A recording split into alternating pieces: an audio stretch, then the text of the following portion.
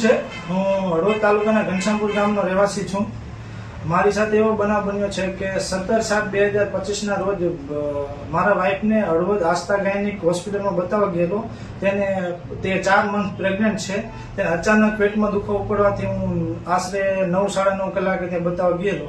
તો ત્યાંના ડોક્ટરનું એવું કેવું હતું કે આ ફાઇલ તમે જ્યાં બતાવો છો ત્યાં બતાવો। અને તે ફાઇલ મારી મોરબીની હતી। તે ડોક્ટરને એવું કહેવાનું હતું કે તમારી મોરબીની ફાઇલ છે તો તમારે મોરબી જ જવું, ઇમરજન્સી હોય કે ગમે તે હોય તમારે મોરબી જ પહોંચવું, અહીંયા આવવાની કઈ જરૂર નથી।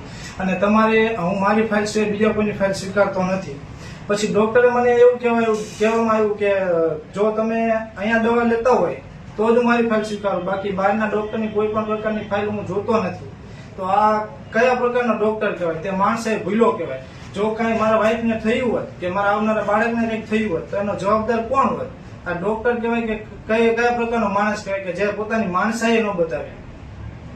આ બનાવ બન્યો ને એની જાણ મેં મુખ્યમંત્રી, આરોગ્ય મંત્રી, આરોગ્ય સચિવ અને જિલ્લા આરોગ્ય અધિકારીને પણ અરજી કરેલ છે, જેનો પુરાવો આ છે। મેં હાલ ગાંધીનગર મોકલેલું પણ છે, પણ હજીનું નિરાકરણ આવેલ નથી। તેના નિરાકરણની રાહ જોઈશ અને આ બીજા કોઈ માણસ સાથે, કોઈ દર્દી સાથે આવો બનાવ ના બને તે માટે આ ડોક્ટર સામે કાયદેસરની કાર્યવાહી થવી જોઈએ તેવી મારી નમ્ર વિનંતી છે।